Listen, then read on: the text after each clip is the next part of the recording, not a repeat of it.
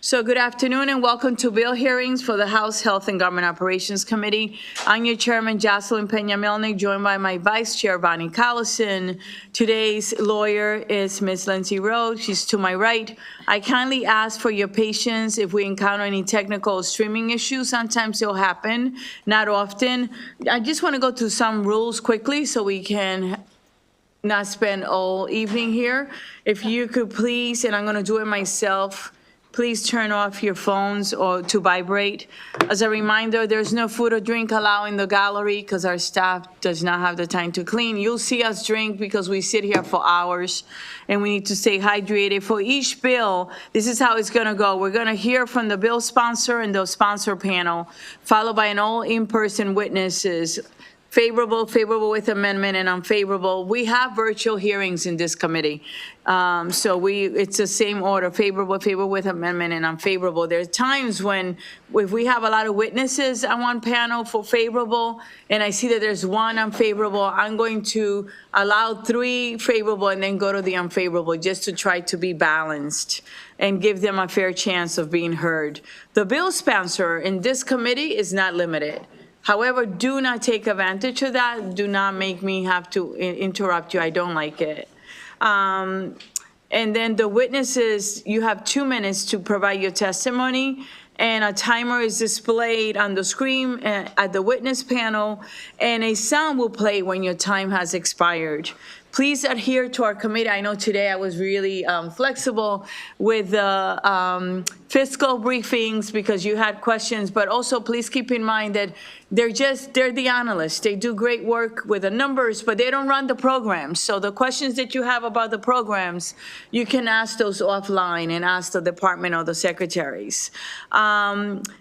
And please adhere to our committee rules of 1 question and 1 answer, and please keep your questions brief. You can also talk to them afterwards because we have 10 bills. Member of the public will be able to view the live stream of this hearing on the Maryland General Assembly website and YouTube. And today the bill hearing is in the following order.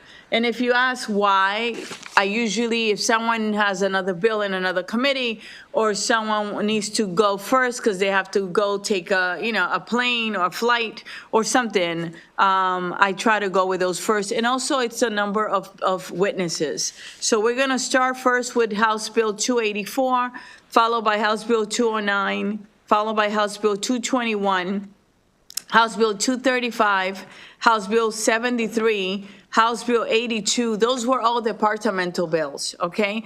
And House Bill 284, you can come up and get ready and bring your panel, please.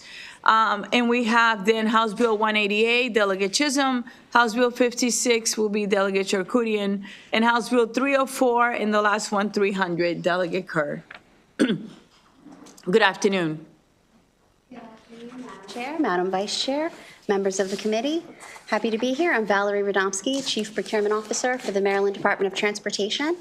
Joining me is Scott Pimento, Chief Financial Officer for the State Highway Administration. He'll be available after my testimony for technical questions. I'm here today in support of Senate Bill 196. I'm sorry, I forgot to change it. HB House Bill 284. I'm so sorry. There's no need to be sorry. I'm sure you know it. Procurement, electronic transactions, clarification of fees due. This legislation will allow MDOT to continue using our current e-procurement platform, BidExpress or BidX, to post construction, maintenance, and wetlands mitigation contracts. BidX is a transportation-specific, subscriber-based platform used by 39 states. SHA has been using BidX since 2017. The Maryland Transportation Authority has been using it since 2020. Since then, MDOT has received more than 6,000 bids from 471 unique vendors. I would like to note that MDOT does post public notice of all solicitations on EMA as required by law. But EMA is not tailored for large transportation construction procurements. In 2022, we met with DGS to strategize EMA integration with MDOT's e-construction systems, but it was determined that EMA would require substantial software development at a significant cost to the state to replace the functionality that we currently enjoy from BidX. use of BidX has been authorized by the Board of Public Works, but the board staff told us that we need to seek this clarification in the current law in order to clarify that subscription costs collected by Infotech do not need to be deposited into the Department of General Services Operations Revenue Fund, as currently required by State Finance and Procurement subsection 13226. Since the statute is drafted that any fees collected shall be deposited into the state fund, it would require Infotech, owner of the transportation-specific electronic bidding platform BidX, to deposit the fees it charges potential bidders into DGS's Operation Revenue Fund. Infotech provides BidX at no cost to MDOT, but at a monthly subscription fee to potential bidders on MDOT contracts. BidX requires a subscription fee for potential bidders only. I would like to note for you that subcontractors, including disadvantaged small business enterprises, can access BidX free of charge to search solicitations and interact with prime contractors. We are only asking for language in the statute to specify that fees that are due to the state go to the Operation Revenue Fund. That would make it possible for Infotech to continue to provide the BidX platform at no cost to MDOT. There is no fiscal impact with this change. However, if we have to stop using BidX, MDOT would incur additional costs in time and labor because we would have to go back to a paper-based procurement process. In conclusion, the minor language change provided in this bill will ensure that MDOT continues to use the most efficient, cost-effective method for procurement. Thank you for your time, and we would be happy. Thanks.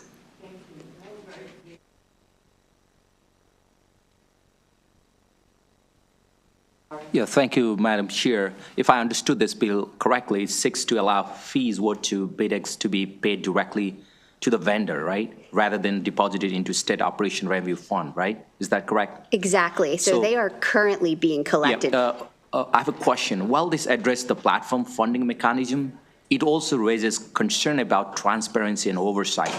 Given that public procurement involves taxpayer dollars, what safeguard will be put in place to ensure that these vendors' fees remain, number one, reasonable, and number two, do not create financial barriers for small or disadvantaged business, and do not incentivize excessive outsourcing of state procurement function to the third-party platforms?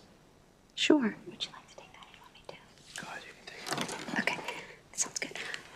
Thank you for the question. So the Board of Public Works, we need to seek approval. Anytime the fee is increased, the Board of Public Works has to approve the fee increase. We take it before them and let them make the decision based upon current law that we need to seek their approval. We would like to note that the subscription fee covers use in 39 states. So it's not, none of the prime contractors are paying just for, well, very, very few, and we can get you the numbers. Very, very few are paying just to do business with Maryland. They're paying for 39 states. It's associated with AASHTO. It integrates with all of the systems that SHA is using. It automates the procurement process. It's gotten it down to 3 months from advertising to SHA issuing notice to proceed, which really benefits the prime contractors and the subcontractors by cutting the procurement process down, by automating so much of it. Thank you. Thank you for the question, Delegate Blandari. Anyone else? All right, seeing none, thank you so much for being here with us. We really appreciate it. And this actually concludes the bill hearing on House Bill 284. You have a great day. Thank you so much. Yeah, House Bill 209 is also a departmental bill. It's State Finance and Procurement, Local Cybersecurity Preparedness and Response Plan and Assessment Repeal. Who's going to come up for that? Hi, how are you? It'll go, yeah. Go ahead. Good afternoon, Madam Chair, Madam Vice Chair, and esteemed members of the committee. For the record, my name is Melissa Lehman, and I am the Acting Secretary for the Department of Information Technology. I am happy to report that Secretary Savage, who was just before you 2 weeks ago, is home enjoying life with her newest addition, baby boy Axel Savage. So just wanted to make that announcement. Yep. We will. Thank you so much. I want to thank you for the opportunity to provide testimony in strong support of House Bill 209, which is a cleanup of duplicative language in Maryland law. The bill repeals duplicative provisions of the law in State Finance and Procurement Article 3, Section 3.5-405 and Section 3.5-407, which calls for county governments, local school systems, and local health departments to develop or update cybersecurity preparedness, and health departments to develop or update, I just said that, didn't I? Sorry.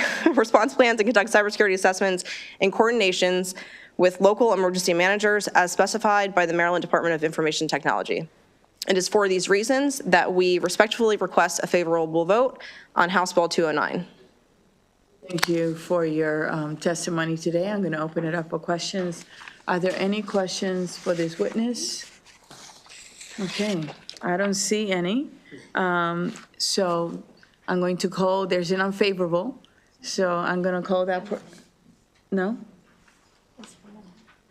No, I thought I had Paul Ellington. It's not unfavorable. Oh, no? Oh, favorable with amendment, all right. So I'm going to call the next favorable with amendment. I thought they were going to spice things up. Go ahead. Is Mr. Paul Ellington here? Paul Ellington? He's not here. Not here? There you go. So this actually then concludes the bill hearing on House Bill 209. Thank you so much. And you're thinking it was too easy, you know? I'm just kidding you. So we have next House Bill 221, and that is another departmental bill, and it is the Department of Information Technology, Maryland Digital Service, the establishment. Good afternoon, how are you? I'm doing well, thank you. How are you? We're doing well. Will you introduce yourself and you can start your testimony? Absolutely. Thank you for having me. My name is Marcy Jacobs, and I serve as the Deputy Secretary and Chief Digital Experience Officer at the Department of Information Technology. Thank you for the opportunity to provide testimony in strong support of House Bill 221, which proposes codifying into law the Maryland Digital Service within the Department of Information Technology. This testimony is a follow-up to the briefing delivered to this committee on January 14th, which discussed the Maryland Digital Service accomplishments and in the past year and focus areas for the coming year. On January 8th, 2024, absolutely. Is this better? Yes. Okay. On January 8th, 2024, the Moore-Miller administration announced taking major action to transform the digital experience in state government, which included the creation of the Maryland Digital Service within the Maryland Department of Information Technology. This initiative represents a transformative step forward in improving how Maryland residents and state agency staff interact with government services. Key benefits of House Bill 2021 include enhanced accessibility and user experience. The creation of the Maryland Digital Service will prioritize the development of user-friendly, accessible, multilingual digital platforms. By ensuring inclusivity for all residents, including individuals with disabilities, House Bill 221 directly addresses the diverse needs of Maryland's population. Another key benefit of House Bill 221, streamlined digital infrastructure. Consolidating and streamlining websites and digital applications will reduce redundancy, complexity, and maintenance costs.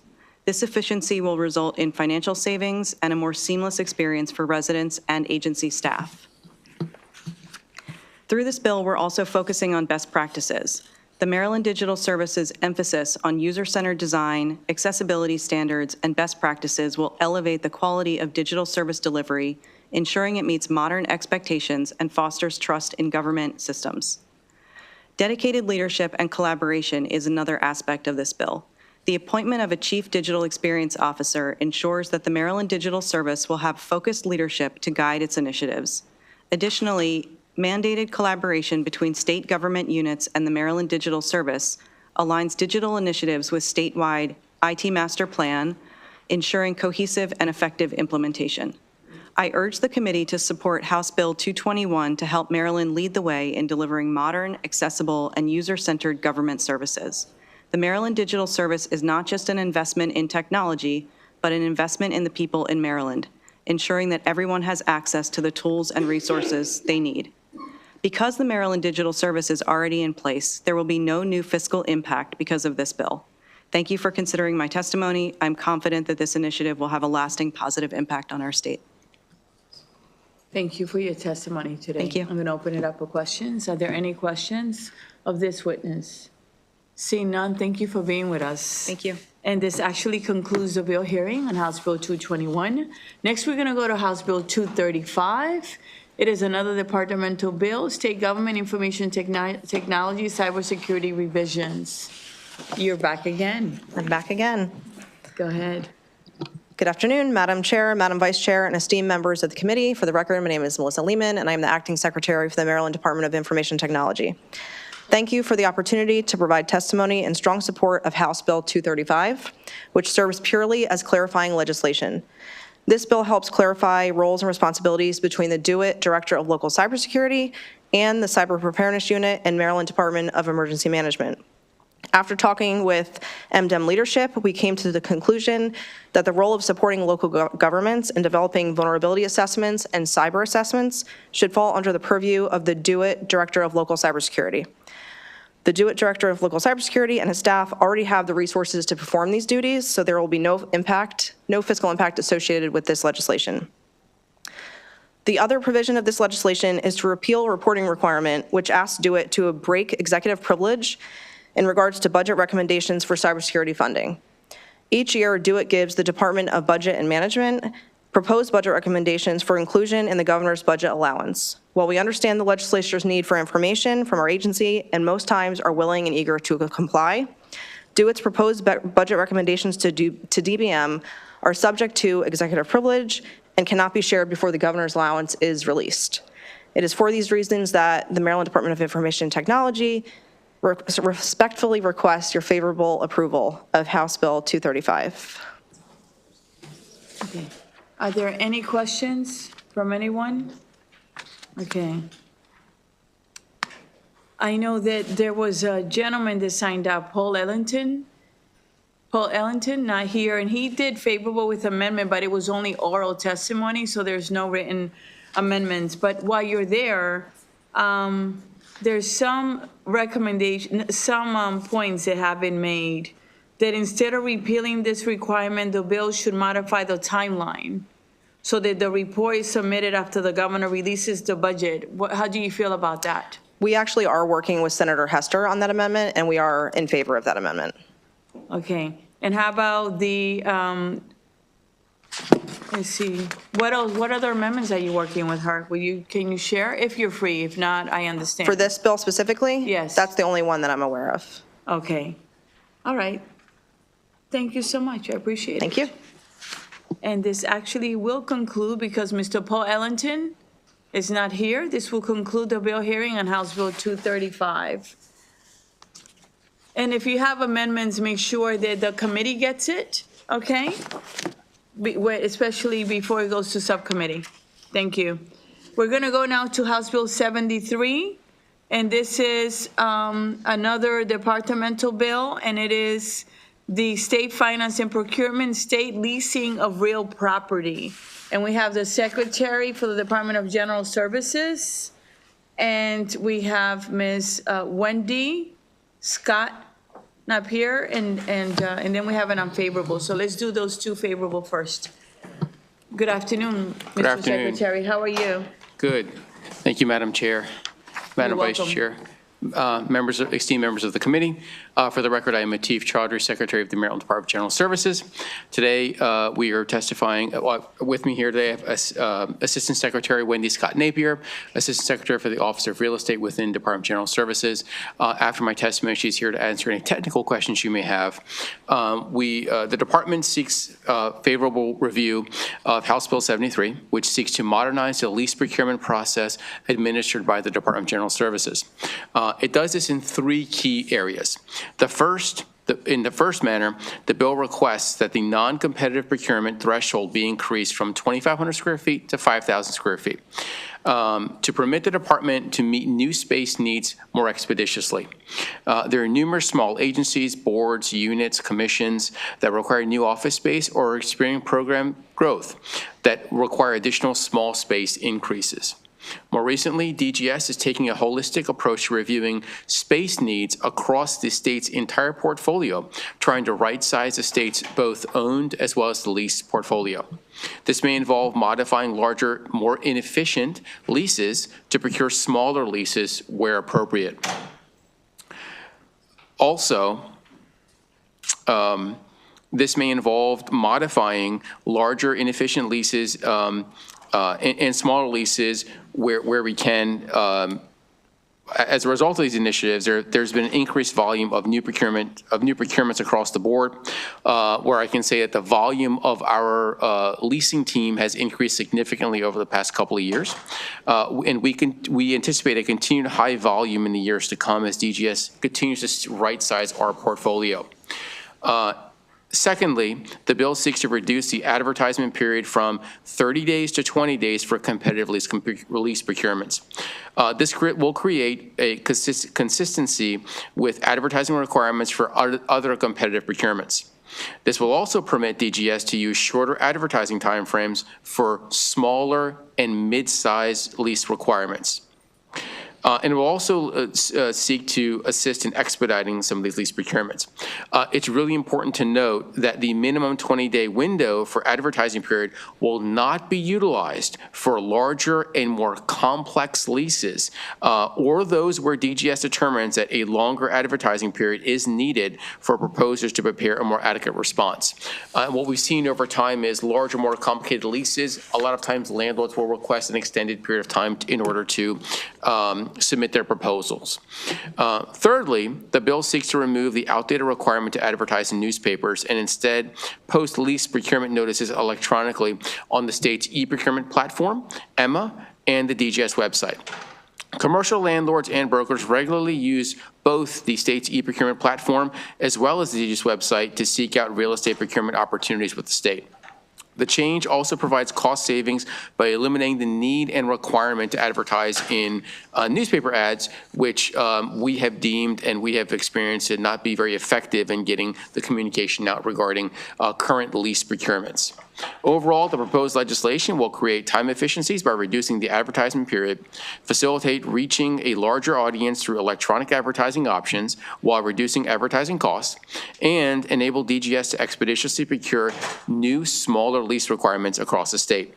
The legislation will prove beneficial as Maryland state government continues to refine and balance its approach to hybrid work in a post-COVID world and seeks cost savings through reductions in the lease portfolio, as indicated we're doing through our more comprehensive holistic assessment of the state's assets. And it also seeks to locate small satellite offices around the state to make us more nimble. Thank you for the opportunity to provide an overview of this important bill, and DGS respectfully requests a favorable report on House Bill 73. And we are happy to answer any questions you may have. Thank you. You're here for questions, or you're? Are you Ms. Cotton up here? Are you? Yes, I'm just here for any technical questions. Okay, wonderful. So we're going to open it up for questions from the committee. I don't see, actually, Delegate Hutchinson and Hill. Thank you, Madam Chair. You're welcome. You may have said this, but on an average per year, how many leases are we talking about that would need to be would fall under the 5,000 square feet? We may be looking at 10 to 20. It really is hard to gauge. Sometimes when new creations occur of boards and such, we have more than we typically see. But I would say somewhere, probably 15 is a good number. Fair enough. Thank you. Sure. And Delegate, sometimes it ebbs and flows. It depends. Given us our leases tend to be longer, sometimes if it's a period of when a lot are being renewed or being new procurements are going out for new space requirements, so it does ebb and flow over years. Thank you. Thank you very much. The removal of requirement for press notification, that seems to, in many ways, be in stark contrast to the governor's veto of the bill last year that also took away requirements for press notification of other things. And so I understand that it's simpler to post things on the website and on the e-marketplace where folks who are vendors tend to look, and contractors and bidders, but that doesn't tell the public anything. And I'm wondering why you're insistent that that be completely eliminated as opposed to supplemented, or it can, there's no requirement at all, and I just really am asking about that. No, it's a great question. May I take a stab first? Sure, go ahead. Sure. So primarily, we're targeting the commercial real estate community, and we found over time that we were just... I'm so sorry. Yes. Primarily, we're targeting the commercial real estate community, and we've found through time that posting ads in the Daily Record or even local newspapers, we were just not receiving responses to those ads. We also have an in-house broker team, a contract broker team, that is helping to market the opportunities. With regard to your concern about keeping the public informed, we do post all of the contract awards on Emma, and of course, all of our leases are approved by the Board of Public Works. So we view that as the public notification piece. But it's truly come down to, we just received no response when we would go into, say, even a more rural area of the state and try to post in the local newspaper. The responses that we're receiving are through our RFPs and through our broker circulating the opportunity. Okay, thank you for the answer. Sure, and Delia, we try to be more strategic where for larger lease requirements, we're sending out press releases on behalf of the department. We're also posting on social media and those avenues as well, but we certainly get more commercial brokers interested in finding it through our website, through electronic methods versus reading it in a newspaper and then trying to then search it on our website. So our outreach to our brokers has been tremendous in doing outreach for the commercial market in general. Okay, thank you. May I ask an additional question? Sure. Thank you. So, in going from having to get approval for or not needing approval for less than 2,500 to less than 5,000, what percentage increase will that be that you're not going to have to get approval for? So I don't know if you did, right now you have to get approval for, or don't need approval for a dozen, yeah. Sure. Just to clarify, we will always take the leases for Board of Public Works approval. What we're referring to with the 2,500 and 5,000 square foot thresholds are a competitive lease RFP. Okay. So this will allow us to do what we call sole source. But even within that sole source process, we're still seeking competition. What we've found is that so many times we'll put an RFP out and we won't have any response, and we'll end up having to step back to a sole source. We run into a lot of issues when we're dealing with a small requirement. Maybe we'll find a space that's 3,000 square feet. Well, that requires an RFP. So this is just going to give us more flexibility. We're still going to ensure there's competition. We're not going to give any one landlord priority preference. We're still going to try to have that competition, but with the flexibility that we can issue an RFP for requirements above 5,000 square feet. So that's helpful. What percentage increase will that be that you can go through this the process you want to go through without having to put out a competitive bid? Is it 50% more that you won't have to, 25% more, twice as many you won't have to? I would say it's probably about 30% that it will help us be more efficient without trying to issue RFPs, and we can just work with our broker team to go and directly solicit and make sure we get the best value for the state. All right, thank you. Thank you, Madam Chair. Appreciate those questions, because the one unfavorable we have is we're going to call them next, right?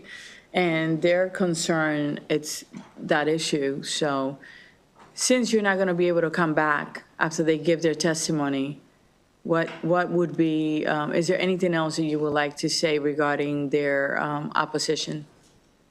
No, thank you, Madam Chair. I think I think we'd like to comment and reiterate that DGS takes initiatives to make sure that we're advertising in the right locations and to get the right interest when it comes to our lease procurements to make sure they're competitive and in line with the guidance issued by the Board of Public Works to be most competitive bids as possible. So in that regard, we've had a tremendous amount of success over the years switching, actually doing more of our solicitations on our website and email and Marketplace Advantage, which are our e-procurement platform, where the commercial or real estate brokers and agents already know and are where to go to look. The challenges with just posting in print media, newspapers, et cetera, not many people have that. Not many people are currently doing that, looking there for leases. But then they also still, again, have to go to our website and have to go to email and Marketplace to look at the requirements, where we have comprehensive RFP documents. We've got drawings, we've got other things in there to other specifications that commercial brokers can go there and be informed on. In addition to that, we also have obviously an in-house real estate broker team under contract that helps to facilitate the advertising. So social media blasts, we also, for larger lease procurements, we also do press releases as well. So we take a mixed approach to do a very diverse outreach when it comes to our leases to make sure we are, have the most interest that's available. And we do take into account geographic region as well. Where if our leases are, in Western Maryland or Eastern Shore, our strategy does change compared to Southern Maryland or the Capital Region or to the Baltimore metro area as an example. So we do take that into account to make sure we get the most interest as possible. And sometimes we actually do targeted outreach as well, often as we do with many other procurements, where we are proactively reaching out to potential bidders to notify them that there is a request for proposal that's available for them to bid on. Thank you. Delegate Johnson. Thank you, Madam Chair, and thank you for coming today to answer questions. When you talk about print media, most newspapers are on social media, so you can get that online. And then you talk about sole sourcing. So how is it you're going to make sure that we have competitive bids and that it's fair and available to everybody? So I would start by saying we are targeting the commercial landlords in specific geographic areas. Our broker team uses a tool called CoStar, and that helps them determine in a given geographic area, in the size requirements that we need, what options exist. So when we go into an area, especially with limited options, there's not necessarily a benefit to the state to issue an RFP if there are very few options available. With regard to posting the notices in the newspaper, I can assure you that we've just found over history that when we have put the notices out, we just don't receive any response to those, that it's really using this CoStar tool, using the targeted resources that our broker team has to reach out to the landlords that have the types of property that we need. And it can be especially difficult with certain state agency tenants that are hard to place. For example, not everyone wants a parole and probation office in certain areas, or juvenile services. So we've just found using the in-house tools that we have are more effective. A follow-up, Madam Chair. Thank you. And I understand that part. I just don't want to leave anyone out. So have we not ever gotten a lead or a lease out of a newspaper? It's probably been 20 years or more that we've found that form of communication has been effective for our team. Thank you. Thank you, Madam Chair. And Delegate, just to add there, we fight to have as much competition as possible. So sole sourcing is only utilized when there's really no other option in the market, meaning for that geographic area, our brokers have done research and investigated, and for these small lease requirements, there's nothing else that's available. If there are other ones available, we will certainly absolutely try to get that competition in there. So it's a very, very finite, limited number of leases that would actually be non-competitive and would be sole sourced. All right, thank you. My pleasure. Delegate Taveras. Thank you, Madam Chair. I mean, I hear what you're saying with regards to CoStar, but CoStar is expensive to the membership for CoStar to join, depending on what the need of the individual is. I mean, it could be hundreds to thousands of dollars on a monthly basis, depending on the region, right? So, like, I could understand something more like a commercial broker that has access, who's a realtor, that can access where you have a set of, I don't know, realtors that you list with, or I don't know. But the thing is, it doesn't sound like, if the idea is that everyone should get it through entities like CoStar, you're really eliminating and getting higher value customers. So I would share that there's probably three primary areas where our brokers are seeking out. There may even be a fourth. Certainly in some areas, we're working with local governments to lease intergovernmental space, but they use their connections with other brokers. They do use CoStar, but it's not a primary source. And there are times when we've had difficulty finding locations. We'll work with the local county economic development offices just to reach out and get their contacts as well. So please know, CoStar is not our only source. We use broker connections, intergovernmental resources, local economic development offices. And the brokers we currently have under contract, they're the ones that have access to the CoStar system. So the state's not paying for it. And it's the way our broker contract is currently structured, the state is not paying the brokers. They get a portion of the commission from the landlords that are participating. So that's the way that it's funded. So it's not actually state dollars being paid for CoStar or for our broker services. But what we have found is utilizing these brokers and them being able to leverage the CoStar system provides a tremendous amount of resource for us when it comes to market research, what's available, what's coming up on the market, and what the current trends are in markets, areas, and regions to help inform us. But our primary source is not CoStar for advertising. It's going to be our website. It's going to be Emma, our e-procurement platform, our website, social media posting, press releases, et cetera, or where we're going to be, as a state, will be posting and advertising for everyone to have access to. Delegate Hill. Thank you. I just wanted to follow up. I think Delegate Taveras was referring to is that for a commercial realtor who has property that you may want to look at, they have to pay a fee to CoStar. It's not that the state is paying it.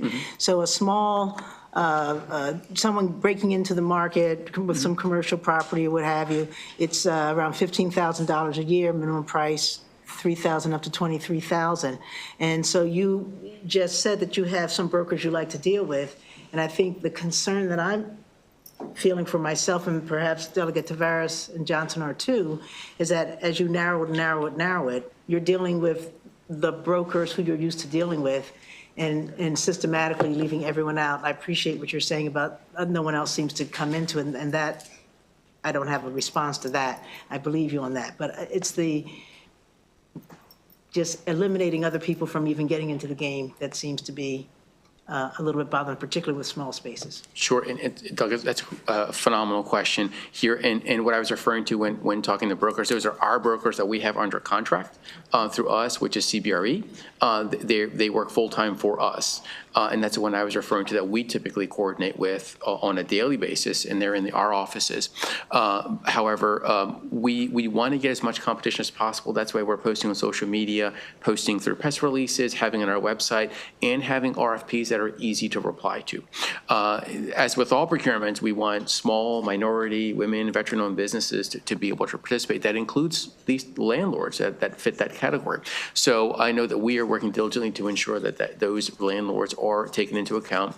And that's why our strategies differ based on the region. We take the CoStar reports that we receive from our in-house brokers as more of just a marketing tool to really understand what the market trends are in the region, what the costs are, what the availability is. But ultimately, we rely on our outreach from our website and from our publicly facing documents that allow anyone, in particular, small and minority women, veteran-owned businesses to be able to participate, because we want these types of landlords to have an opportunity to participate in these types of procurements. Thank you. And thank you, Madam Chair, for your. No, you're welcome. This has been good. And usually we don't allow both people to answer the same question, but I thought it was a good, a good exercise. And hopefully the subcommittee discussion should be fast, right? Just kidding. Thank you so much for your patience as we asked, the questions, and our members, thank you for your great questions. We're going to go on now to an unfavorable. Thank you. And it's actually Rebecca Snyder. Good afternoon. Good afternoon. Thank you, Chair and members of the committee. For the record, my name is Rebecca Snyder. I'm the Executive Director of the Maryland, Delaware, D.C. Press Association. And I think the issue before you is really about transparency. Using a commercial broker, all those pieces are sort of business choices. But the idea that the public needs to know where state government is searching for office space, what those leases are looking like, I think the committee and the subcommittee really needs to understand, it's a big jump. It's 30% fewer leases that would be publicized in that way. The general public does not go to Emma, and I get that maybe the community newspaper is not where landlords are looking to fill their space, but it's where the public is looking on a regular basis about information about what's happening with their government. And so, to me, just philosophically, from a standpoint of transparency, I think it's important to put that all-important "and" in there as opposed to "or" for publication of those leases. And I would also caution the committee to just kind of really think about what the substantive difference is by saying, we're going to sole source, or we're going to diminish the requirements from 5,000 to 2,500. It's a big difference. And testimony we heard that would mean maybe about 30%. I know it's so hard in the moment to kind of know those percentages, but that's not 1%. That's not a tiny amount. So just we are in an unfavorable posture for that, and I just feel like it's something that the committee should consider in terms of transparency and the public's right to know.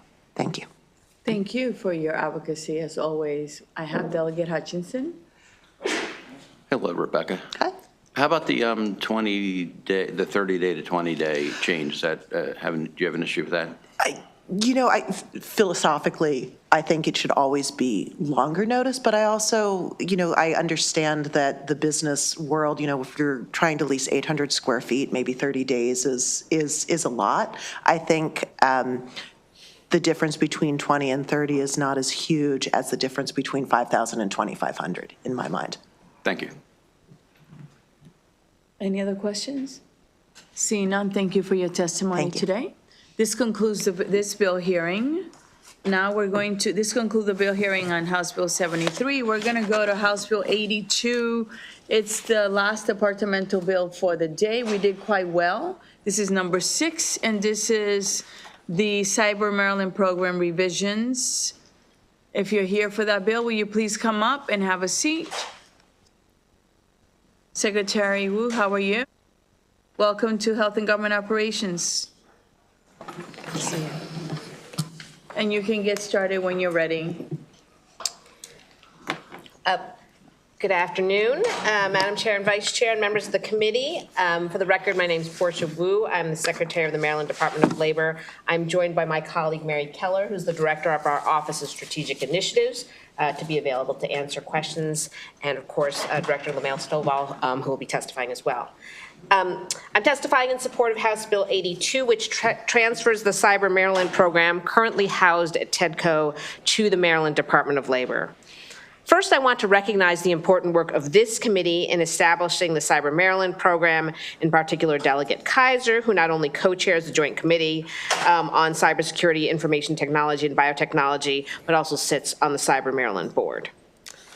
Maryland is rich in cybersecurity assets with NSA, NIST, a multitude of federal agencies and contractors, and so Maryland can be and should be the cybersecurity hub for the nation. That is why the General Assembly established the Cyber Maryland program and board to develop and implement a strategy to grow our cybersecurity industry in our state and workforce. This strategy is needed now more than ever. Growing Maryland's economy requires playing to our unique strengths, and of course, among those, cybersecurity is one. I want to share a couple of points that illustrate the extent of the need and the opportunity that we're facing. Early last year, the Cyber Maryland Board issued a report analyzing the Maryland DC cybersecurity workforce landscape. That analysis showed that the Maryland DC area has nearly the highest demand for cybersecurity jobs in the nation, with a level of demand for cyber talent over 3 times the national average. The DMV has the largest talent gap as well in the nation, with several thousand cybersecurity jobs open, and only 1/3 of that gap can be met with available workers. That means employers need the talent. We need not only to connect people to those available jobs, we have to prepare more people for those jobs. And those are just the jobs of today. I also want to underscore the jobs of tomorrow. First of all, I think we all have to acknowledge generative AI is completely reshaping the cybersecurity landscape. It's enabling more sophisticated, individualized cyber attacks, but it's also enabling more powerful threat detection tools. We need to make sure we have a workforce trained to use them. What's more, cyber threats don't just attack government agencies or private sector companies, they're really threatening the essential systems that our citizens rely on every single day. And I think, unfortunately, the ransomware attack last week on Frederick Health is a perfect example of how it can disrupt, life-saving care. So cyber defense is a must, and we know, frankly, ransomware attacks are expensive. Estimates show that average attacks can be between $2 and $4 million, sometimes more, for private sector entities to address. So all of this speaks to the need for an aggressive cyber workforce strategy that is tailored to Maryland's unique landscape. We must provide pathways into cyber jobs and establish the infrastructure to ensure our existing workforce can continue to evolve and develop the skills demanded by these changing threats. This was the original purpose of the Cyber Maryland program. To realize an ambitious vision to do this, TEDCO has played an absolutely critical role in developing and incubating the strategy. And the idea is now, in moving this to the Department of Labor, we can bring to bear the significant infrastructure and talent we have through Mary's team and other structures to be able to take things to the next phase. The Cyber Maryland Board and the Governor's Workforce Board are about to publish a more detailed cyber talent strategy. It builds on the analysis that was done last year, makes a series of detailed recommendations for action, and that is the next phase of the work Cyber Maryland must do. For this reason, Governor Moore's budget, in addition to shifting the program to Maryland Labor, proposes a significant investment of $5 million in Cyber Maryland that builds on investments that are already in flight through the Earn Maryland program and registered apprenticeships, as well as recent awards to establish cyber ranges, so experiential cyber like they're called, simulations, at all of Maryland's 16 community colleges. So with that, I'll close. I will say there's an amendment to add the Adjutant General or the designee to the Cyber Maryland Board. The department, of course, supports that amendment, and we respectfully request a favorable report on this bill. Thank you. Next, please. Sure. Good afternoon. My name is Troy Lamel Stovall. I humbly serve as the CEO of TEDCO. Thank you, Madam Chair, and all the delegates here. Thank you, Secretary Wu, for your leadership, and Delegate Kaiser for hers as well. Look, as what we do at TEDCO is we help support and fund entrepreneurs. And as we teach our entrepreneurs, part of the entrepreneurial journey sometimes is the ones that launch things may not be the one to finish things. And this is a great example of that. We were able to get this going, again, with the support of you all and everyone here in Annapolis. But it's time for it to move so it can scale and grow and really be what the full intentions of it to be. So we are fully supportive of this move and fully would ask that you have a favorable response to this. And again, I'm here to answer any questions. Thank you. Thank you. I'm going to open it up for questions now. Looking to my left, looking to my right. I do have a couple of questions. The money is in the budget, right? It says that the money in the fiscal note.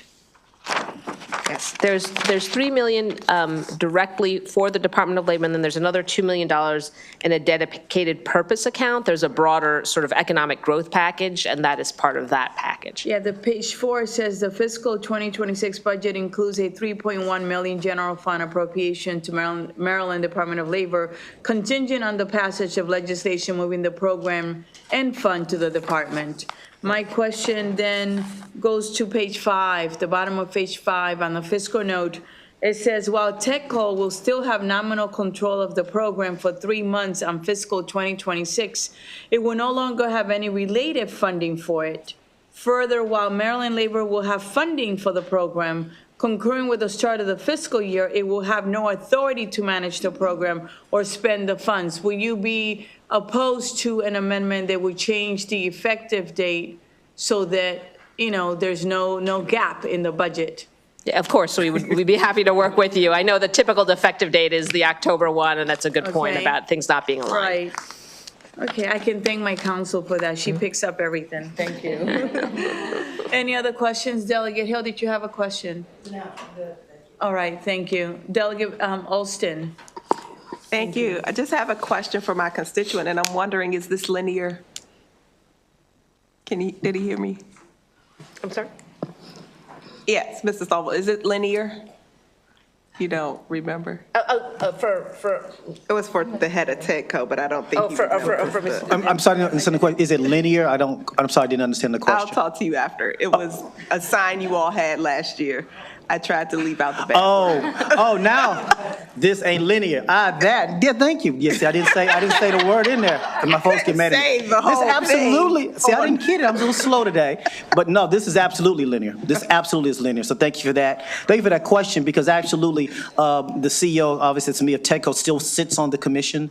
We still will be very involved. Look, the point of this was to create a different way for us to think about the development of cyber talent, how cyber talent gets recruited and hired. And so and I think a lot of the conversation when we use the word cyber, too many times sometimes navigates towards NSA and those types of jobs. But when you look at the other, there has to be the great cyber talent for that bakery store on Main Street. There has to be great talent that want to be entrepreneurs. So there is a broader set of conversations that the Cyber Maryland is attacking, so that we should that all of those entities get access. So absolutely, this ain't linear. Yes, ma'am. Thank you. Any other questions? Seeing none, thank you so much for the work you do. Thank you for, Delegate Bandari, all right. I'm sorry, I didn't see you. I'm sorry, I apologize. 1 second, please. No worries. Given the TEDCO's success in fostering cybersecurity innovation and workforce development that you were explaining, what compelling justification exists for transferring the program to the Department of Labor, an agency with less expertise in cybersecurity and technological advancement? No, thank you for that question. as Secretary Wu talked about, there are resources that the Department of Labor has that we just don't have at TEDCO. And really, this part of if you think about from a linear point of view, we were trying to launch it. And what we did was put together that infrastructure, said, here's what the question is, and here's some of the ways to think about it. But actually launching this and really moving to where we're thinking about workforce development programs, working with our community college, working with authority institutions, working with employers, that very much is the expertise of Secretary Wu and her team there at Labor. So we actually absolutely will be involved, but this stage of it, this next phase of it, maybe it's a better word, Delegate, is very much the role that the Secretary should be playing. And Delegate, if I may follow on that, I think cybersecurity obviously is a sort of an all-of-the-above approach. We absolutely are going to continue to work incredibly closely with TEDCO. I think Governor Moore's decision to nominate the Office of National Cyber Director, Coker, to lead the Department of Commerce shows that we are doubling down on this as a sector. And I acknowledge, first of all, the Department of Labor has done millions of dollars of grant funding through the Earn Maryland program. Under Mary's leadership, we have put thousands of individuals into skilled cybersecurity jobs. We have focused mostly on those entry-level rungs, and I think something we see for stronger economic growth and also for more pathways to opportunity, and as cyber gets more complicated, is we need to have sort of more rungs up in the ladder. I absolutely acknowledge we need to develop our technical expertise ourselves. I personally do have a background in this area, even though I'm a lawyer. I'm not a technician, but I was running public policy for Microsoft before I came here, and I was there during the SolarWinds attack. So I'm pretty familiar with, kind of the needs and the public policy levers that are needed to make sure that we do address these. But absolutely understand we are not the experts. We're going to need to draw on expertise at Department of Commerce and at TEDCO as well, and bring all of us together. Any other questions? All right, seeing none, thank you so much for your work, Secretary Wu, and thank you all for being here today. We are going to go now to, let me see, we have, all right, Brandon Butler. And will you please bring the virtual person as well, Bruce Spector? Thank you. Mr. Butler, how are you? Good, Madam Chair. How are you? I'm doing well. Thank you for asking. Thank you.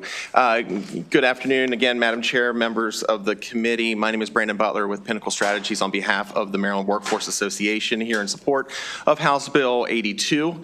Local workforce boards are what I like to say the local experts in workforce development. They're the boots on the ground in pairing job seekers and businesses. You may know of our 13 local workforce boards by different names, maybe the Susquehanna Workforce Network, Employ Prince George's, Anne Arundel Workforce Development Corporation, to name a few. And so we are in support of this bill because, as was mentioned earlier, this aligns state investments with state investments in workforce development with Maryland's workforce development system. As the bill states, the president of the Workforce Association sits on the currently comprised board, but more importantly, as was mentioned, the Cyber Maryland program will be creating a number of grants, and that specifically includes workforce development boards as potential recipients of those grants, and once again, aligning public workforce dollars with the workforce development system. And so on behalf of the Maryland Workforce Association, we ask for your favorable consideration. Thank you. Thank you for being here, and thank you for the work you do for Maryland, okay? Of course. Thank you. I'm going to open it up for questions, see if there are any questions for you. They don't want to ask you any questions. Very good. Thank you. My pleasure. We have next Mr. Bruce Spector. Good afternoon, sir. How are you? You have to unmute yourself. Good afternoon. Good afternoon. Okay to start to testify? Yes, we can hear you. Great, Great, thank you. Good You're afternoon, Chair welcome. Pina Melnick and members of the House Health and Government Operations Committee. My name is Bruce Spector, and I am the chairman of Baltimore Cyber Range, a Maryland-based company that specializes in providing state-of-the-art cybersecurity training for Maryland citizens and filling the over 30,000 job vacancies. These are jobs that exist and that need to be filled in cybersecurity in Maryland. Baltimore Cyber Range is very honored and pleased to offer our full support to House Bill 82 and commend the leadership of the Moore administration, Secretary Wu, and the Department of Labor for making this an important part of the legislative package for their session. Baltimore Cyber Range would also like to commend the Maryland Technology Development Corporation work on as they continue to be a great partner in innovating Maryland's economy. As a partner to the Department of Labor since 2017, we see this bill as the next logical evolution of building our cyber workforce, remaining competitive versus other states and solving the very large gap of trained cybersecurity professionals. I am particularly pleased to see the provision on page 3 of the legislation that will direct the department to utilize best practices like the United States Chamber of Commerce Talent Pipeline Management, known as TPM, to partner with industry. This grows directly out of our commitment to the EARN program, where meeting the trained needs of industry and actively involving them in the curriculum development is a critical component to filling these job vacancies. This is integral to our work at Baltimore Cyber Range and a key focus to the members of our Strategic Industrial Partnership, many of which are among the largest cybersecurity employers in the state. I would also like to comment to the additions to the Cyber Maryland mission in developing registered apprenticeship programs, something that Baltimore Cyber Range is fully committed to and welcomes the leadership of the department. On behalf of Baltimore Cyber Range, I would respectfully request a favorable report on House Bill 82. Happy to answer any questions that you may have. Thank you very much. I'm going to open it up for questions. Are there any questions for this gentleman? Seeing none, thank you so much for making time to be, with us, okay? Thank you. It's actually my pleasure. This concludes the bill hearing on House Bill 82. Next, we have House Bill 188, and it is our wonderful Delegate Chisholm.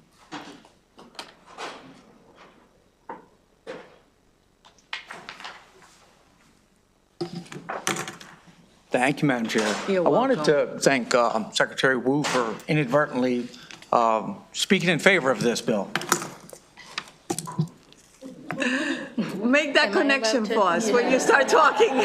She talked about all the cybersecurity problems we had in the malware last week. Okay. So that's what I'm aiming to stop. For the record, I'm Delegate Brian Chisholm here to present HB 188. This is a bill, we passed out of this incredible committee last year. I always say the best looking, most intelligent committee on either side of the street, but that stays here. We're ready to vote the bill now? No, just kidding. Move favorable. And am I supposed to be here now, or should I be back there? No, you're good. Okay. Yeah. Once again, this bill prohibits ITAR countries from entering into our procurement system. To remind everybody, that stands for the International Traffic in Arms Regulation, from entering into our procurement system. If the United States already bans these countries from entering into the national procurement system, but it allows the states to make their own decision on a lot of these things. My belief is if we don't trust them with our national procurement, and if we don't trust them to deal in arms with them, we shouldn't allow them into our procurement system. Just to give you an example of a few of them: Cuba, Iran, North Korea, China, Russia, Syria, Afghanistan, Belarus, Burma, Central African Republic, Cyprus, Congo, Iraq, some of the usual bad players. And I also want to keep in mind that many of these countries are in fact some of the worst abusers of human rights, such as forced child labor, genocide, sexual violence, torture, other cruel and inhumane, degrading treatment.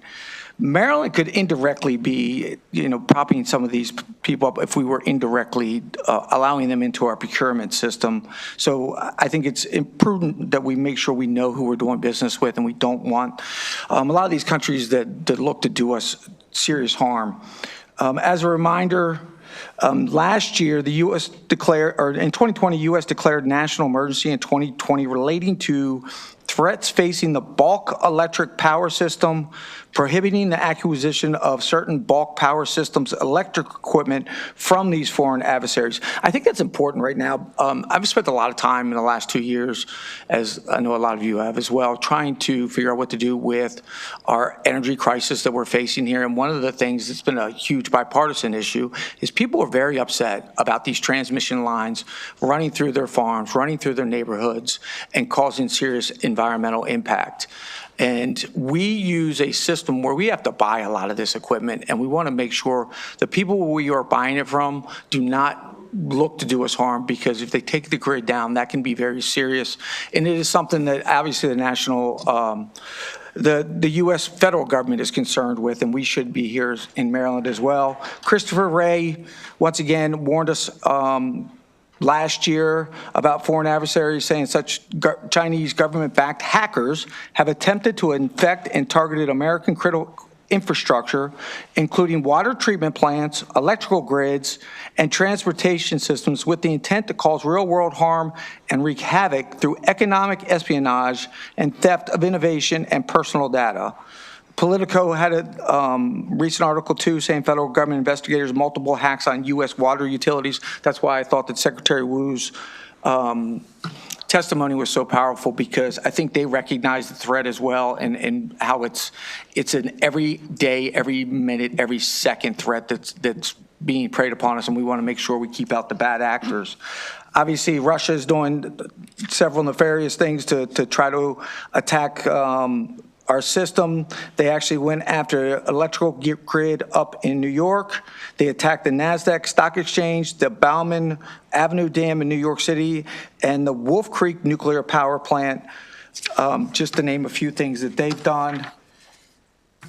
And so I wanted to bring some examples, and I did this last year as well, on how we've actually exposed ourselves here in the state of Maryland in the procurement system. And I appreciate that Delegate Kerr is going to be bringing a bill up here shortly, too, to bring more transparency, because we want to know exactly who we're doing business with, because it's not always, front and center and evident. But Maryland spent a good deal of money between 2019 and 2020 on restricted technology from Lexmark. All purchases were actually made through the Department of Health. Lexmark has been restricted from U.S. military and intelligence agencies due to their connection to the Chinese government and military. Lexmark can access sensitive personal and financial information held by courts, police departments, election departments, education departments, children and family services, and other social services providers and agencies.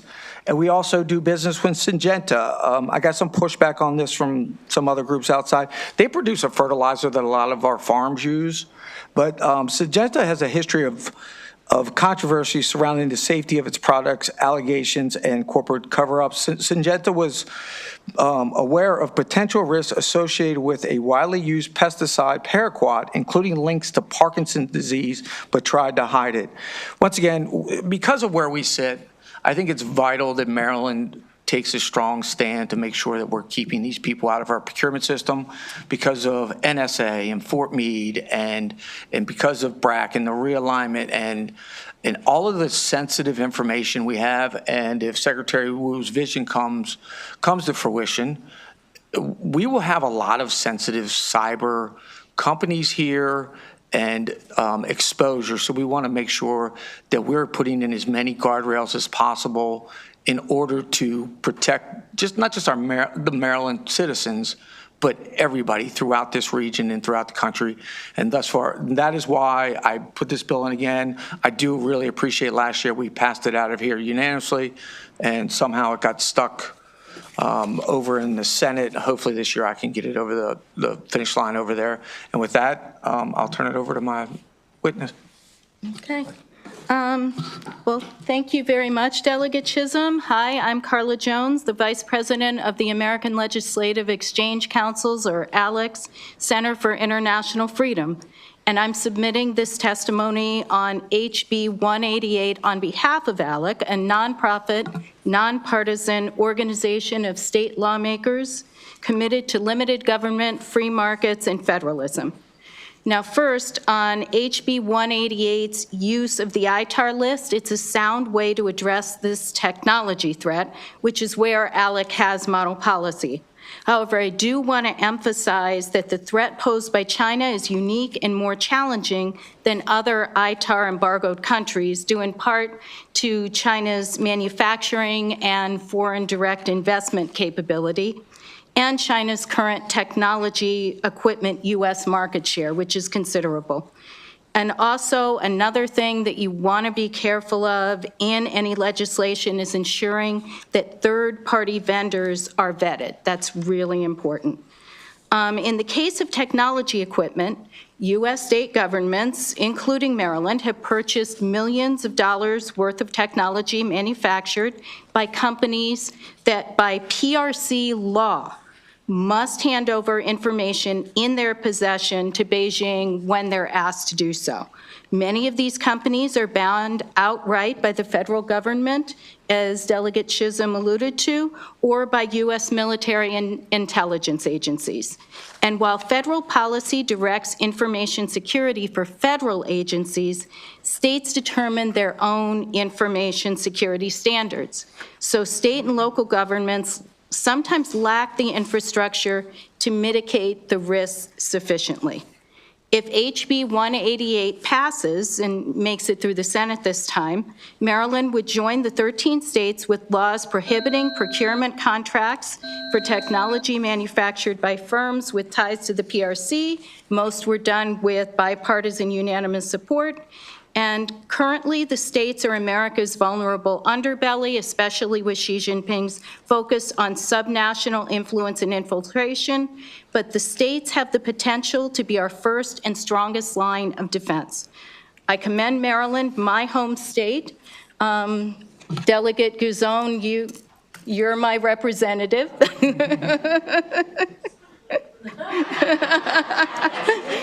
For working to address these security vulnerabilities, and I'm honored to be here. Thank you very much. In Delegate Gazzoni's defense, she's always here. Like this. I've been sitting over there. I saw her. She's always, well, you know what? This committee, I'm very proud. They're always here. So you are well represented. That being said, thank you for being here. I know that there's a question by Delegate Morgan, and I usually wait at the end, but I do want to ask this. So last year we passed a bill, and we loved it. It was 137-0 on the floor, and it didn't pass out of the Senate. So why did it get stuck in the Senate? If you don't know, it's okay too. We're okay if you don't know. Yeah, I have no idea, but Delegate Chisholm might. I think it was a timing issue, and I think it ended up being much like the bill from Schoolhouse Rock, got stuck in committee. All right, so we're going to try to see if we can get it out early so you can push it, okay? Excellent, thank you. That's good. I love that answer. Delegate Morgan.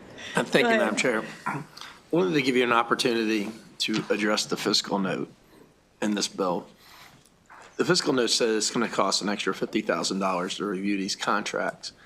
And that seems a little bit higher, maybe even absurd, because the contracts, in my opinion, need to be reviewed regardless. This is just making sure they're not on a list of 16 potentially threatening countries. It's also $25,000 higher than the bill that we passed last year. So we've had some issues with fiscal notes that from one bill over the next from the year, and I just wanted to give you an opportunity to address that. So last year, we talked with BPW, and they said they currently don't track it, but they could coordinate with the Office of Foreign Assets Control. But because they say they already do this with our state retirement agency, and they contract with a private entity, and they pay $12,500 per year annually. That was from my notes. So you're just changing the scope of that 12,000, so it's a little high. All right, thank you. Thank you, Madam Chair. Those pesky fiscal notes, huh? I saw Johnson and then Shalega. Thank you, Madam Chair. Thank you for bringing this bill again. So I just had a quick question of what will this bill allow us to do that the federal law doesn't already allow us to do? Or is it that we should put this into state law in case anything changes with the federal laws? The feds just won't allow these countries into their own national procurement system. They say going back to the federal stage, they believe that the states should be able to make their own decisions. So they leave it up to us. Even though we could make them vulnerable at this point, they allow the states to make their own decision as far as who they engage with through the procurement system. Okay, thank you. Thank you, Madam Chair. Thank you, Madam Chair. Thanks for the bill. I do think the fiscal note is probably more closely to last year's.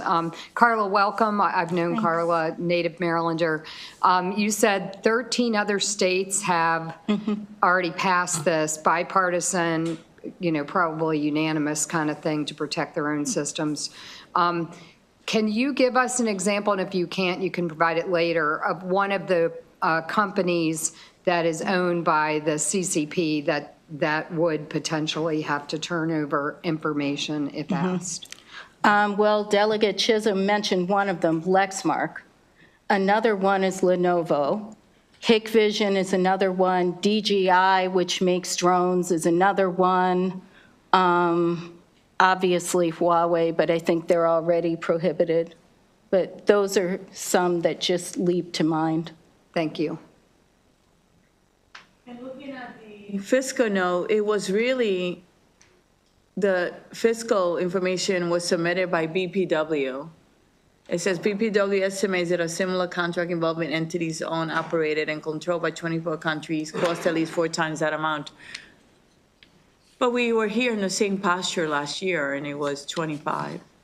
So it's an interesting question. Delegate Hill.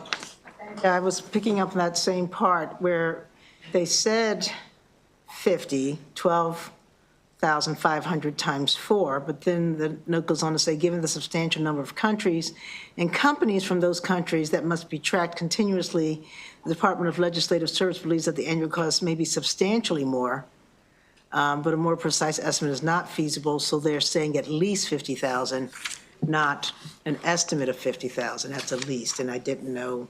And they go through 24 listed countries, they go through a whole explanation in the paragraph before and 2 paragraphs after, and I just wanted to bring that to your attention as well, in case you had something to say about that. I'll reach out to them, or the fiscal note writer, and see if I can get clarification. Thank you, Madam Chairman.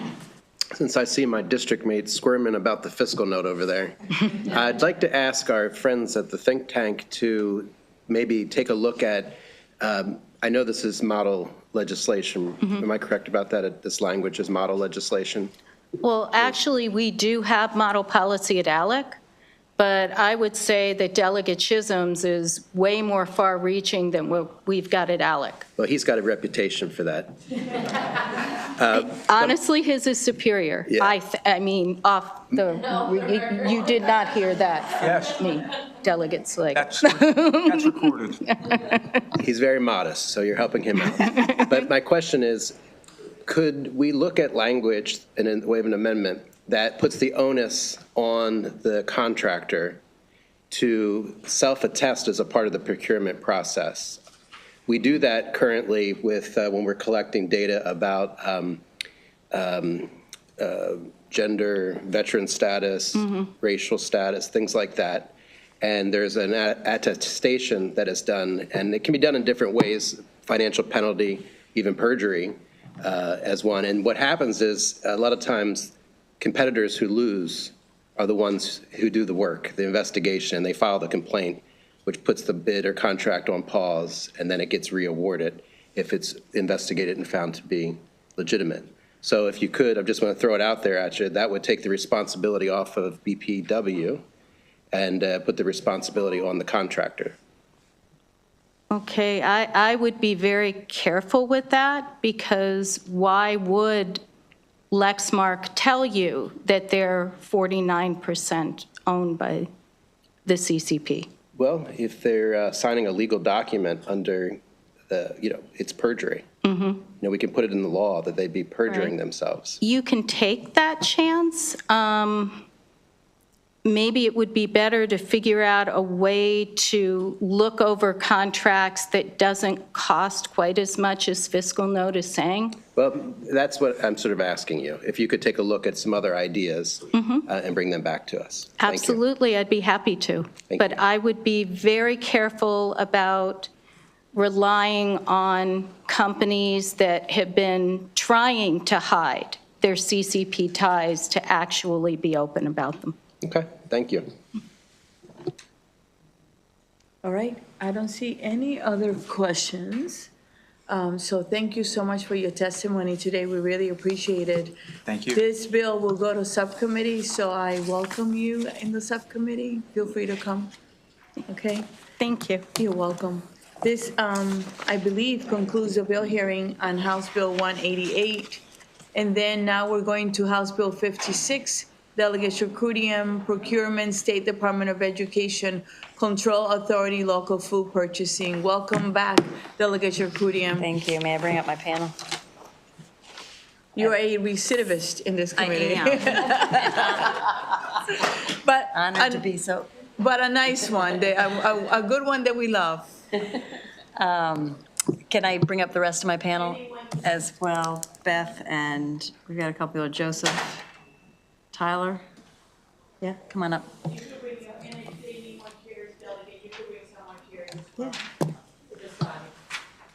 Do you want to just bring it, scoot your chair up, Beth? Oh, there we go. Yeah, in that chair. Thank you. Good, I'm good. Chair Pena-Melnick, Vice Chair Cullison, colleagues, good to be back. For the record, Delegate Lorig Charkoudian.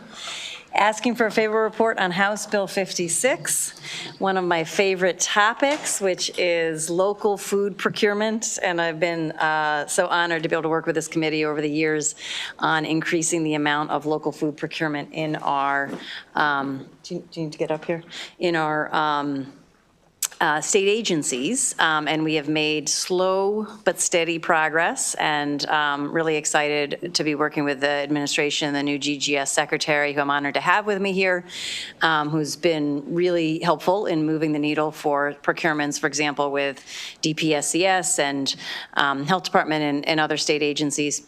The place where there's been a little more of a disconnect is with local school systems, because the state's procurement processes kind of don't apply in the same way to local school systems. At the same time, there's been a real interest among local school systems on increasing farm to school, and farm to school being both local farms, being able to sell to local school systems. But also in Maryland, one of the things that we've worked on is the Chesapeake Bay invasive species, such as the blue catfish and the Chesapeake chana, which used to be called the snakehead, are invasive species that are also delicious and nutritious. And so part of the way that we both address the invasive species and provide good proteins to people within our institutions is with the blue catfish, Chesapeake chana, and so on. So we've got some good systems in place for the state agencies, and implementation on that is improving now with new administration. And now we're looking again at the schools, and there's a lot of schools that have goals of local farm to school, but it's very difficult because of the way procurement works for them to actually implement that farm to school. And so we've been working with the Maryland State Department of Education, who has testimony and sends apologies that they couldn't be here in person. They received a farm to school grant, and in the process of implementing their farm to school grant, they ran into some of these barriers to being able to purchase sort of statewide contracts from which local school systems could buy off of, that would make things simpler for the local school systems to buy off those statewide contracts. And so we started a process with MSDE, with local school systems, with DGS. We submitted a bill that we thought captured everything that was needed, and then after, of course, it was submitted, we identified a couple of additional things that need to be fixed. And so what I am asking for now is, in the spirit of, and we're describing the importance of this bill, that you'll hear that today. We're very close to having resolved all the technical issues, so we actually have a set of amendments, but I have not submitted them yet. But I'm working with MSDE, DGS to make sure that from a technical perspective, it's all there. The crux of the bill will be the same as what you see. The technicalities will be different, and I'll submit the amendments as soon as we finalize them, and we're very close on that. So with that, I look forward to questions and feedback, and hand it over to my panelists. So you want to go next? Thank you, Delegate. For the record, Madam Chair, Madam Vice Chair, members of the esteemed committee, for the record, I am Latif Charter, Secretary of Maryland Department of General Services. Thanks for having me here again, and I'm happy to be here to support House Bill 56. As Delegate Charkoudian indicated, we're working very closely behind the scenes on some technical amendments, but support the bill in concept to supporting local grown produce, food, et cetera, being provided in public school systems for our children, I think, which is great to have. And personally speaking, didn't have a lot of that when I was in school many years ago. So it's great to be able to do this and support the local school systems and support that for that. But generally speaking, I think we're trying to work out some technical requirements associated with that, given that the local education agencies have different procurement requirements and authorities and don't follow state procurement. So we're working through that technical requirements, but overall support the bill in concept and with the intent with Delegate Charkoudian. Thank you. Would you like to go next, Beth? Oh, me? Yes. All those beautiful people down there. Yeah, you're the superstar. I mean, everyone is, but.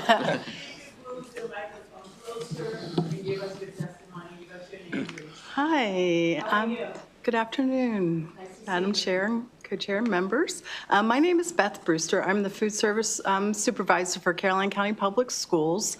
I want to let you know my superpower is that I am a lunch lady.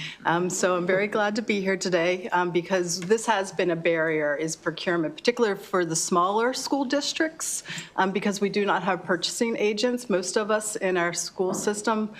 So this would help us to be able to purchase more local foods. And the delegate stole my line of the blue catfish being nutritious and delicious, but invasive, so we need to eat our way out of the problem.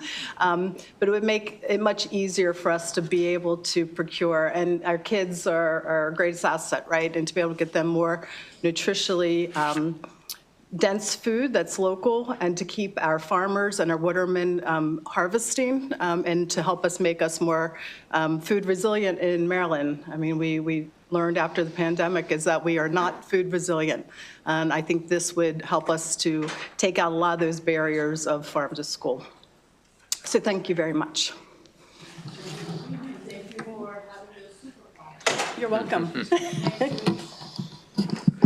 Madam Chair, Madam Vice Chair, members of the committee, for the record, my name is Tyler Huff. I'm the Director of Government Relations for Maryland Farm Bureau. We thank the delegate for her work on this bill and thank her for bringing it forward again this year. I'll keep it short and simple. The procurement process is currently cumbersome, which puts an effect on many local farmers being able to get their food into an opportunity within the local school systems that they desire.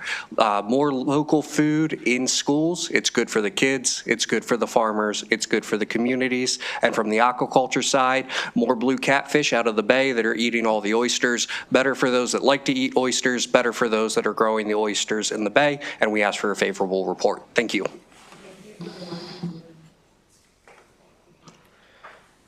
Madam Chair, Vice Chair, I'm Joe Liu, the Director of Advocacy at the Capital Area Food Bank. We're the anchor of the hunger relief infrastructure in the National Capital Area, and we provide more than 60 million meals to people in communities across Prince George's and Montgomery counties. We love this bill because we know this model works. School meals provide about 3/4 of children's daily nutritional requirements, and more fresh local foods means more kids ready and able to learn. We are able to distribute more Maryland-grown and produced foods through local food purchase agreements by accessing contracts that the Department of Agriculture creates for us. We get more Maryland foods in the hands of our neighbors in the state. We think this is great for the economy, for local communities, local jobs, and we love the idea of Maryland farmers and producers accessing an institutional market that could be worth millions. Thank you. Do you have someone else on your panel that you would like to take? Bring? You're not here with. Are you Okay. here? Okay. No, I don't think I do. Wonderful. So I am going to open it up for questions now. I'm going to start with Delegate Hill, followed by Vice Chair Collison.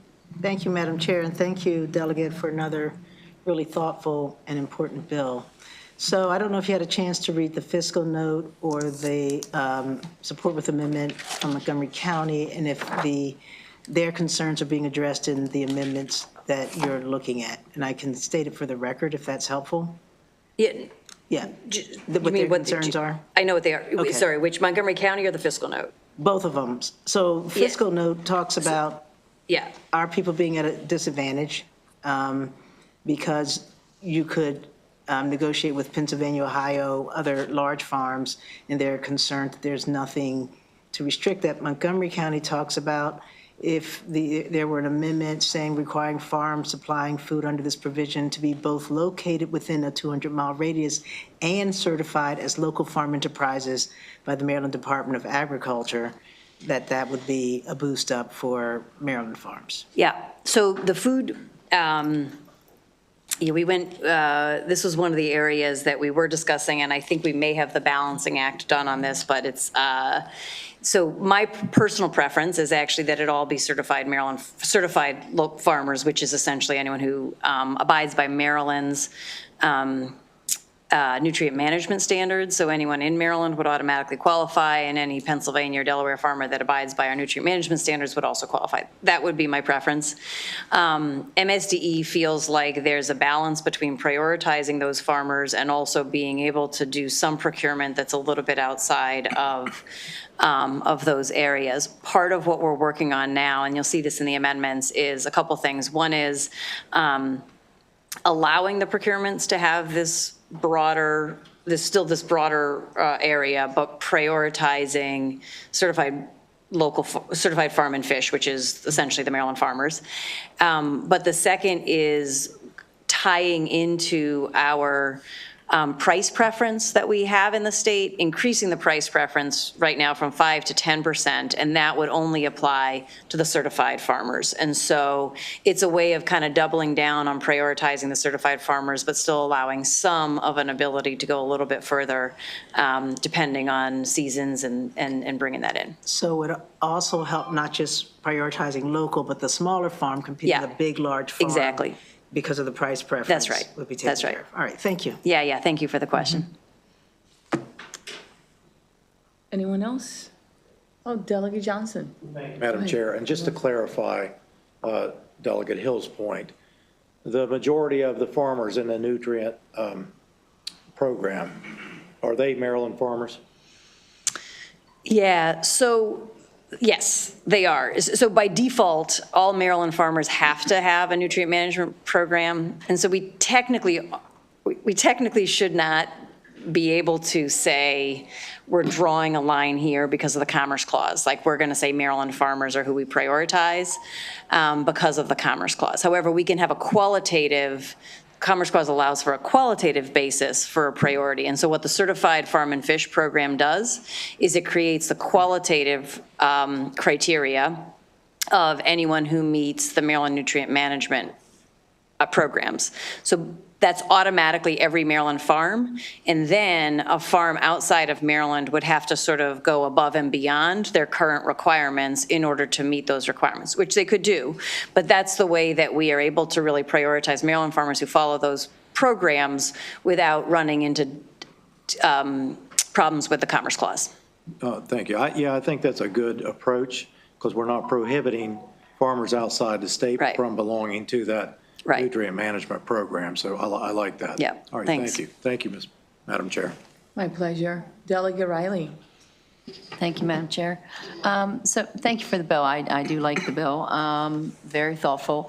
But I had a question. So when I think farming and, farm to table, I think of fresh. Even like restaurants, when it's farm to table, it's always fresh.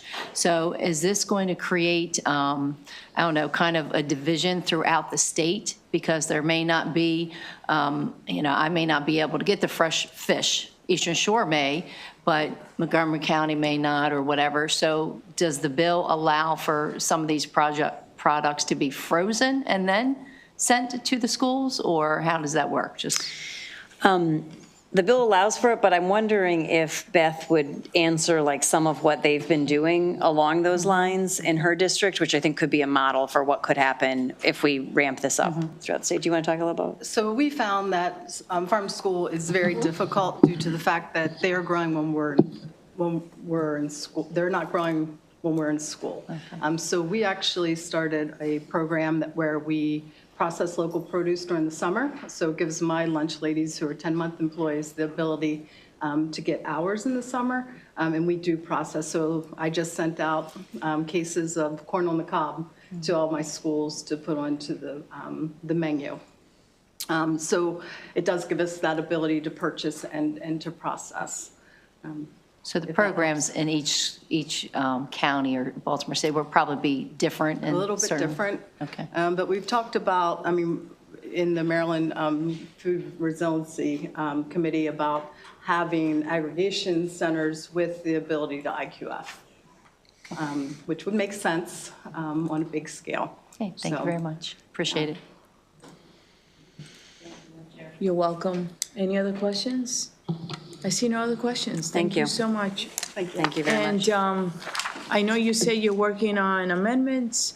I know that I saw the Department of Education amendment that you discussed that said contingent, given the fiscal note, that contingent on whether funds were available, that they wanted an amendment. Is that the amendment you're working on? No, because what we did is we changed it so that the vast majority of the actual procurement work is going to be done by DGS, not by MSDE. And so that the DGS system that already has in place the funds to do procurement would be taking the costs.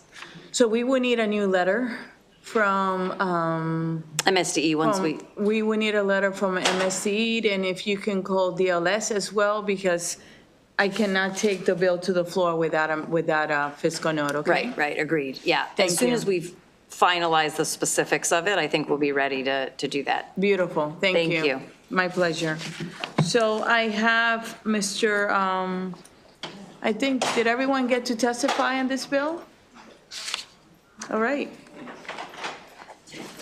I had some extra people on your list. Right, this will actually conclude the bill hearing on House Bill 56. Next, we're going to do Delegate Kerr, who has two bills, House Bill 304 and 300. We're going to call 304, State Procurement Transparency and Procedures. And do you colleagues remember the rule when you have a lot of bills? If we were to stay late, what we have to do for our colleagues here? For Delegate Warman's benefit, does anyone remember it? Yes, okay. It's dinner. Although I think today you'll be okay, but Delegate Warman, keep that in mind.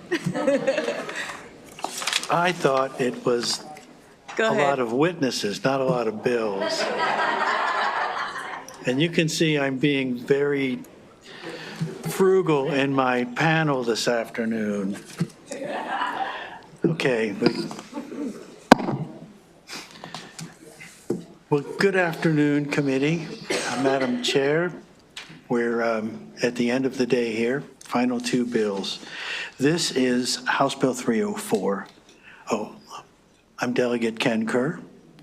I'm here to present House Bill 304, State Procurement, Transparency and Procedures.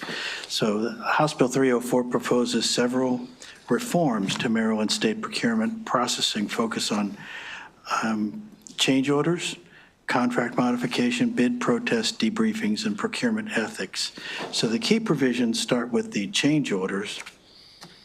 And HB 304 requires procurement contracts to compensate contractors for cost and time increases that result from changes in the law. The bill also expands the definition of a contract modification to include the adjustments required by legal and regulatory changes. So these are changes not caused by the contractor, but by things that we do here or things that happen in the federal government. Bid protests, HB 304 removes contract claims from the protest process, limiting procedures to bid protests only, and establishes a 45-day limit for decisions on bid protests. Now, Finally, the bill as drafted requires all appeals of procurement to go directly to the Appellate Court of Maryland. I had a nice conversation with Chief Justice Morrissey last week, where he pointed out that that's not possible because the Board of Contract Appeals is an administrative court, and the Court of Special Appeals is a criminal court. So things have to go through circuit court because they can't receive cases directly from the Board of Contract Appeals. So all we have to do, and there's an amendment that's been drafted and submitted to restore the original language on page 14, lines 5 to 6. HB 304 mandates that procurement agencies provide debriefings when requested, and expands the required disclosures that are discussed during debriefings, including information from competing bids that would be necessary to evaluate the fairness of the procurement process. And finally, HB 304 clarifies that providing non-competitive information does not constitute a conflict of interest in the bidding process. Because transparency is in the bill's title, let me be transparent and say that the Attorney General said that this will require hiring an additional Assistant Attorney General at a cost of over $106,000. Mr. Livingston is here to discuss an amendment that we have written that's not yet in the amendment office that will address that expense. So let me introduce my panel, who will go into the bill and what it hopes to accomplish, and as well as the amendments that we've drafted. Where should we start, Scott? Well, good afternoon. Thank you for paying all this attention to all these other people. I appreciate you listening to us.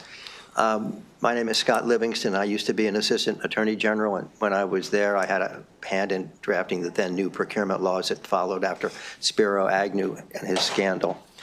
I also am along with my colleague, Bob Tashiel, we're the principal drafters of what is known as the Maryland Department of Transportation MBE program, which has been around roughly 50 years. So we're real familiar with procurement law, and the things that we're suggesting here are sort of tweaks to make it better and get rid of some of the log jams. So the first one we're going to talk about is the debriefing, and Bob is going to handle that, and then he'll turn it back to me. Oh, okay. I didn't know I was going to do that. Can you do that? Well, we're timed, so it's going to be tricky to do that. Can we just send it back to Bob when you're done? If you could just give us your testimony and All right, my testimony is that I'm in favor of HB 304 with amendments. And one of the amendments that I particularly think is important to you all is that nowadays when a proposer submits a proposal and doesn't get selected, he can file for a debriefing, which Mr. Tashiel will talk about. But if he doesn't prevail at the procurement officer level, he can file an appeal to the Maryland State Board of Contract Appeals. So what's been happening in some cases, is that the procurement officer gets the bid protest, and instead of resolving it within a short period of time, it sits on it. I have one now in one state agency that we filed our bid protest in April 2020, and it wasn't until spring 2024 that we got a decision on it. That's not good. So this allows a protester to deem that the procurement bid protest is denied if the government doesn't get a final decision out within a reasonable time.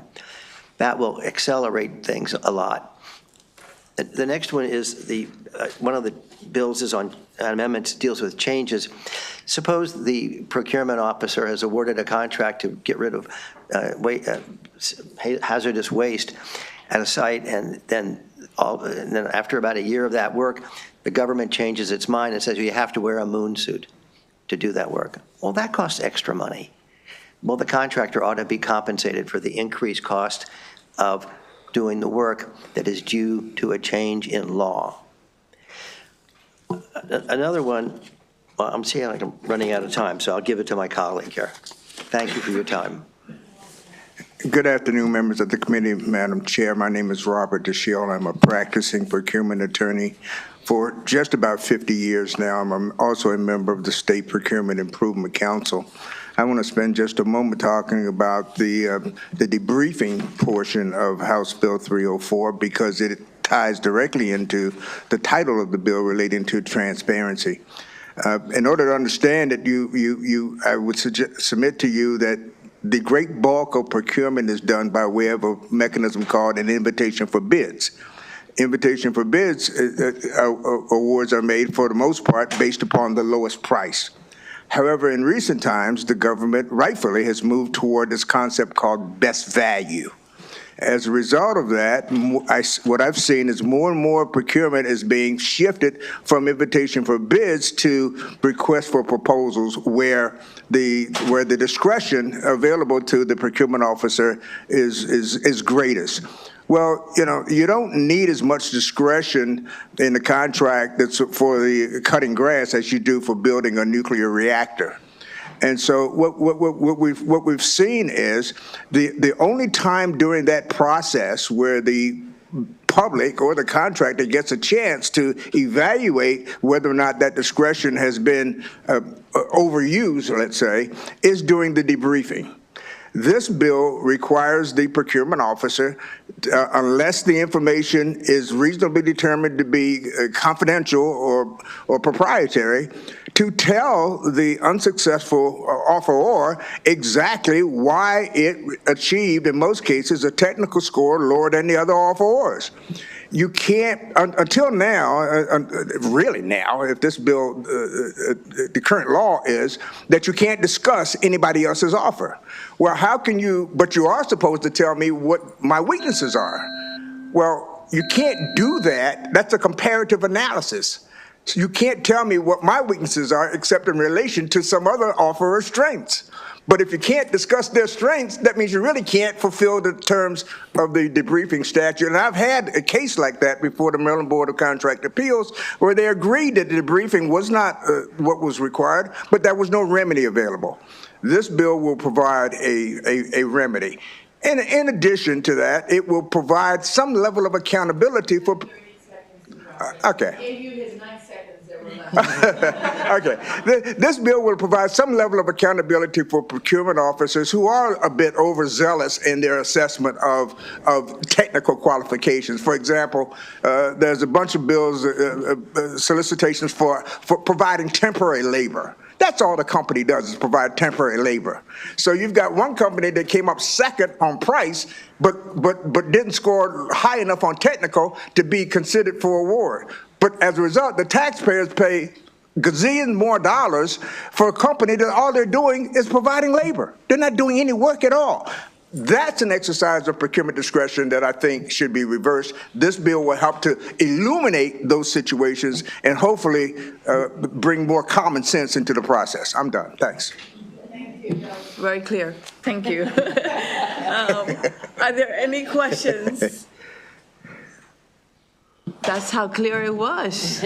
All right. Next, we're going to thank you so much to both of you for coming to Annapolis and helping the delegate with his bill. Next, we have Mr. Michael Miller. He's not coming. Oh, he won't be here. He won't be here? Okay, you could tell him that we call him. And this will actually conclude the bill hearing on House Bill 304.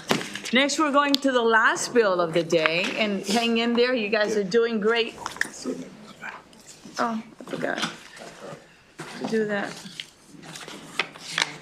Yeah, I forgot, Delegate Kurt, to address with you the AG letter of concern on that bill, on House Bill 304. Yeah, I just got an email from the AG at 3:07 today. Okay. Offering to meet with me to discuss their concerns. Wonderful. And then also address the fiscal note as well, okay? Yes. Thank you.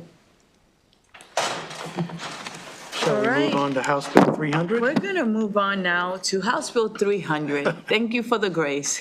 Go ahead. Well, good afternoon, Madam Chair, Madam Vice Chair, fellow members of Health and Government Operations. I'm Delegate Ken Kerr, here with House Bill 300, State Government Grants and Contracts, Reimbursement of Indirect Costs.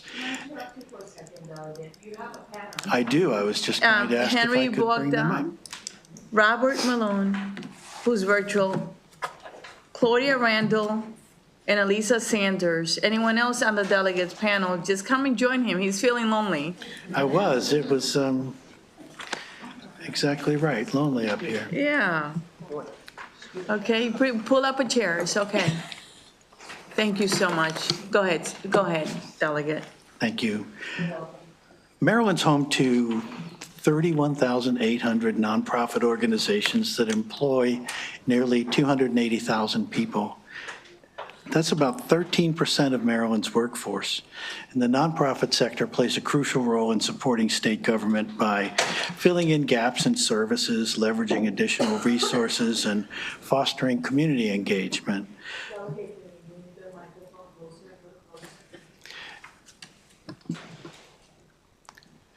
Delegate Alston's not here. Oh, Delegate Whiteholland's right. That's correct.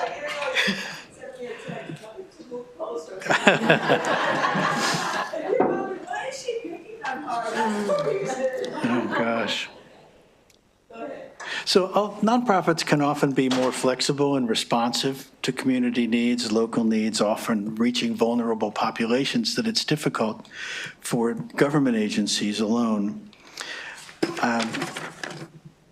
Because they operate within lean budgets and community support, nonprofits can provide services at lower cost as compared to government agencies. Indirect costs have a significant impact on nonprofit operations, influencing their financial stability, service delivery, and ability to partner with government agencies. Indirect costs, also called overhead or administrative costs, are expenses not directly tied to the specific program, but essential for overall operations. Things like rent, utilities, office space, IT infrastructure, cybersecurity, accounting, HR, legal, and insurance and compliance costs. Many nonprofits struggle because funders often limit how much can be spent on indirect costs. Without adequate overhead funding, organizations run the risk of running deficits and cutting crucial services. And oftentimes, when there are insufficient indirect costs provided in the grant, they can't even afford to take the grant because they don't have the sufficient overhead with the indirect costs in order to fulfill the grant's requirements. So inefficient indirect cost recovery makes it harder for them to invest in staff and technology and do long-term planning. States that fairly reimburse indirect costs see better outcomes as nonprofits can focus on their mission other than their financial survival. Last year, the Office of Management and Budget raised the rate from 10% for federal overhead costs to 15%. So I would like to now have my panel explain how that change at the federal government would also help us with our Maryland nonprofits and what this bill is specifically asking.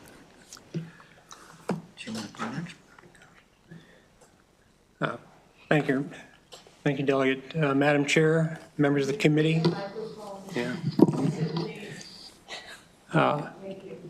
Members of the committee, my name is Henry Bogdan. I'm the Policy Director at Maryland Nonprofits. First, I want to thank this committee. You approved the legislation that's currently in place, adopted in 2018, at which time we established a de minimis rate of 10%. Actual indirect costs do run considerably higher than that, but de minimis was a rate put in for smaller organizations that couldn't go through the process with federal agencies of documenting and justifying higher rates. Common higher rates run from 20 to 30 to 40 to 50%, depending on the nature of a grant and the grantee. and their operations. The 10% rate was held because OMB was unable to justify higher from documents from the IRS because nonprofits tend to underreport their overhead. In 2024, based on what they have heard from the federal grants community, they agreed to raise the de minimis rate to 15% as part of a major revision of the uniform guidance. This is critical. I mean, there are the 10% and going to 15% would add an advantage that state agencies would be working with the same numbers, whether they were dealing with a state grant, a state local funded grant, or a federal grant, as opposed to having to have different indirect rates for the same grantee in some cases. The most important factor, however, is that this rate is low. It is not, organizations can get higher rates, but without indirect costs, as the sponsor mentioned, they basically are going to be less efficient. They will not be able to as well serve your customers, the clients they're serving on behalf of the state. And eventually, as GAO found in studies leading to the de minimis rate, they can go into the starvation cycle and become financially unstable. Thank you. Thank you.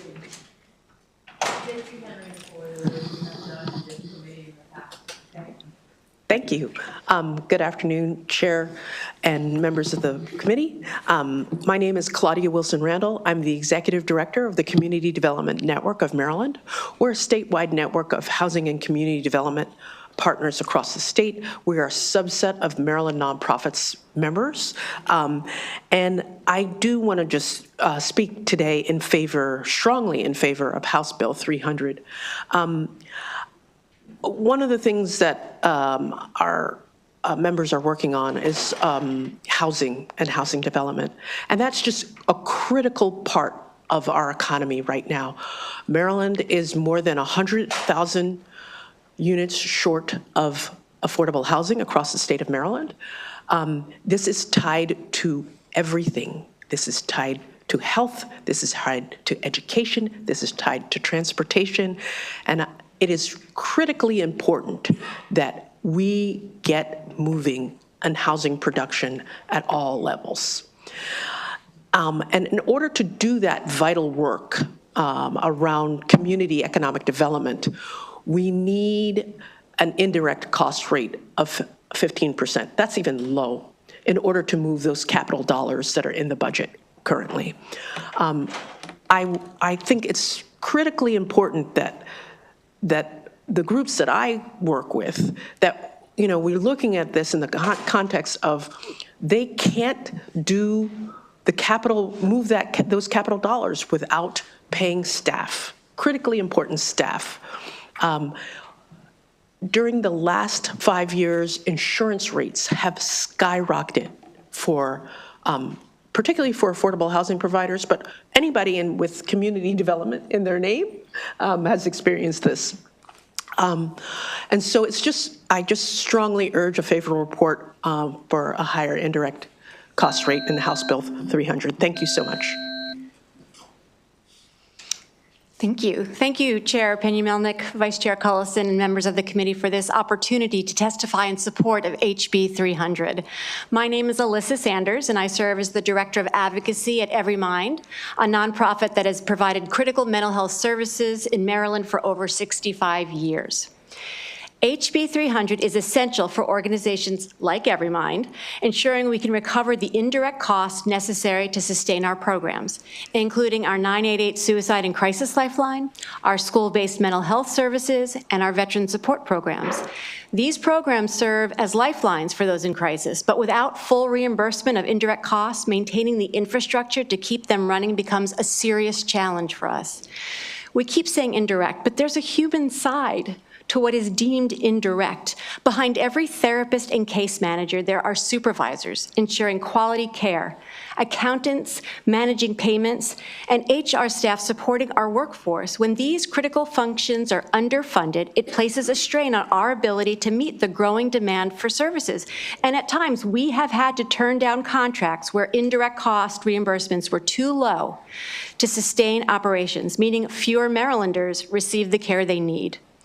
This bill aligns state funding with federal standards, ensuring nonprofits like us can operate efficiently, retain skilled staff, and expand services to, unfortunately, increasing needs. Without it, we risk stretching our resources too thin, ultimately impacting the quality of the care that we provide. By supporting HR 300, you're investing in the people behind the programs, the supervisors, the accountants, the human resources staff, and many others who make our services possible. I urge a favorable report. Thank you. Thank you for being here. We appreciate it. We have a virtual witness that is on your panel. Mr. Malone, will you be so kind and please bring him up? Thank you very much. Good afternoon, sir. How are you? How you doing, Rob? I'm fantastic. Thank you, Chair Pena-Melnick and committee. Thank you for this opportunity to testify. I love this bill. This bill is spot on. It is very congruous to the foundation world that has moved to deliver grants to nonprofits in unrestricted grants rather than program grants because they've had the same problems of tying nonprofits to artificial sort of overhead administrative expenses, so it sits really well. I'm Rob Malone. I'm the CEO for the ARC Prince George's County.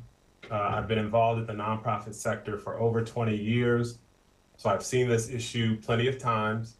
I want to share one example of an organization I sit on the board for, and this just gives you an extra reason why we should move this bill forward. I sit on the board of a nonprofit that has contract work with the state of Maryland, and those payments for that contract work is typically 4 months at least behind in invoice processing, which means that this small nonprofit in Prince George's County has a line of credit that has an interest rate tied to the prime rate.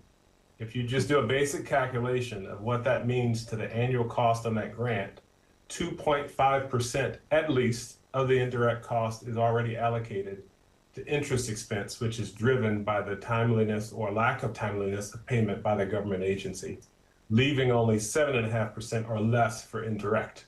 United Way and Charity Navigator are organizations that really scrutinize nonprofits. They allow overhead rates of up to 30-35%.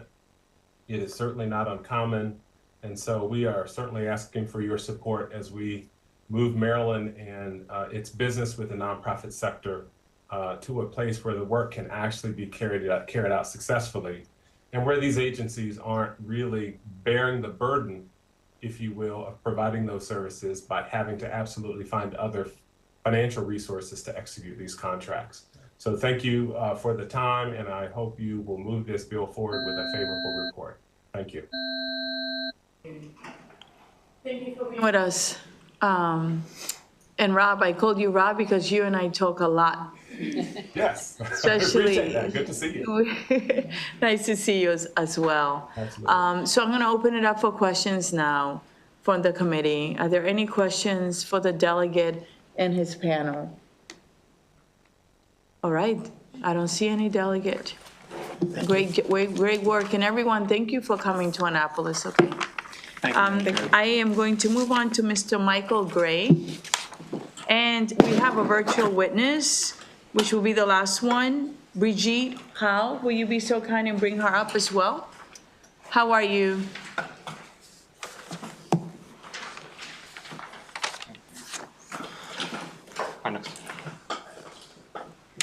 My next bill. Yeah, you're on. How are you? Good, Madam Chair. How are you? Good, good. You can get started. Thank you. Thank you so much, Madam Chair, Madam Vice Chair, members of the committee. My name is Michael Gray. I'm Deputy Director of NAMI Maryland. NAMI is the National Alliance on Mental Illness, and NAMI Maryland represents over 58,000 individuals and families impacted by mental health conditions across the state. Our mission has three parts. It's education, support, and advocacy. Even last week, I've been here, and other NAMI members have been here with you all testifying about issues of advocacy, access to care, access to services. Last week, it was access to medication.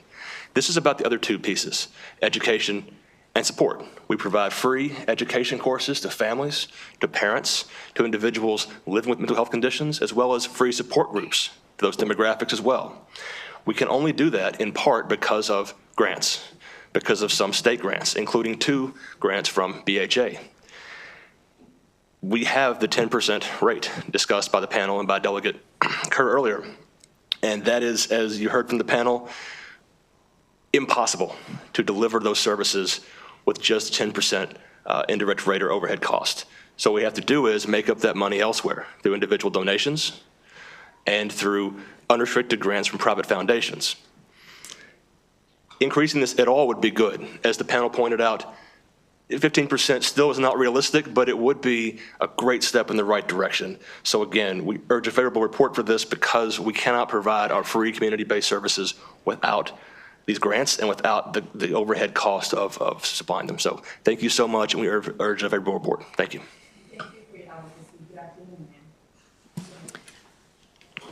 Hi, my name is Elise Salzberg, and I'm here today requesting a favorable report on HB 300. I have worked as a fundraising consultant for dozens of nonprofit organizations in Maryland since 2000, and I'm submitting testimony on their behalf, as well as on behalf of the 36,000 other nonprofits in the state of Maryland. With my assistance, over the years, my clients have applied for and received dozens of grants and contracts from the state. Most of these state grants allow for up to 10% of the total to be used to cover indirect costs, expenses that the nonprofit incurs that cannot be attributed to a specific program, grant, or contract. This includes what we call overhead, I don't like that word, but items such as rent, electricity, liability insurance, and the salaries of the back office staff. These are all things that a nonprofit or any business entity could not manage without, but are often not allowable as direct costs in a grant or a contract. This necessary change from 10% to 15% will have no impact on the state's budget. If the maximum grant award is $50,000, it will still be $50,000. If the maximum grant award is $100,000, that will not change. The only thing that will change is that the nonprofit organization will have more flexibility in covering its legitimate costs of doing business. As the Office of Management and Budget explained when it changed the federal indirect cost rate from 10% to 15%, this change would allow for a more reasonable and realistic recovery of indirect costs, especially for new or inexperienced organizations that may not have the capacity to undergo a formal rate negotiation, but still deserve to be fully compensated for their overhead costs. While no one would argue that 15% fully covers overhead, it comes a lot closer to the typical overhead for a small nonprofit, which for small for-profit businesses is 20% to 30%. Thank you for the opportunity to present this testimony. And we do have one witness virtual. Will you please bring that person up? Good afternoon. Good afternoon, Madam Chair and members of the committee. My name is Bridget Howe, and I'm here today representing Nonprofit Montgomery. We're an alliance of more than 100 nonprofits serving Montgomery County residents. Our work strengthens the nonprofit sector serving Maryland's largest county through leadership development, organizational capacity building, and peer-to-peer networking and support. We also increase the visibility of nonprofits in their work and influence progress through advocacy and strategic partnerships. We urge you to give House Bill 300 a favorable report. By increasing the minimum indirect costs or overhead rate allowed on state grants or contracts from 10% to 15%, this bill will help nonprofit contractors and grantees be operationally effective and maintain stability, which is especially important in the tumultuous funding climate we're currently facing. In 2024, as you heard, the federal OMB revised the uniform guidance to include that increase from 10 to 15%. Updating the state's guidance to align with this makes sense. This measure reduces the administrative burden for nonprofits to calculate their indirect rates, which can be complex due to the receipt of varied funding sources, including other government contracts with varying indirect rates. Furthermore, having an indirect rate floor supports nonprofits in their ability to recover a minimum amount of essential overhead costs needed to sustain the organization. In just over a month from now, Nonprofit Montgomery is releasing a report on the state of nonprofits in Montgomery County. Today, I'll give you a sneak peek of some of our findings. Our survey respondents reported that a mean of 17% of their budgets come from state funds. They also reported that filling operational and administrative staff positions, those that are often supported by indirect costs, is a challenge. Other operational barriers identified by our participants included technology, evaluation, and fundraising. Again, a lot of the back office administrative work covered by indirect cost. Increasing the minimum indirect rate will help to address these barriers to operational excellence. Thank you for allowing me to testify. For being here. I'm going to open it up for questions now, since you all testify favorably. Are there any questions for these three witnesses? Seeing none, thank you for being with us today, and I hope you have a wonderful, blessed evening. This actually concludes the bill hearing on House Bill 300, and it actually concludes the work for today for bill hearings. I know a lot of you will go back and answer your emails, your calls, meet with constituents, work on your testimony for the rest of the day. But I do want to tell you thank you for being here on time and for doing the work you're doing. And staff, thank you for keeping it all together for us. Can you bring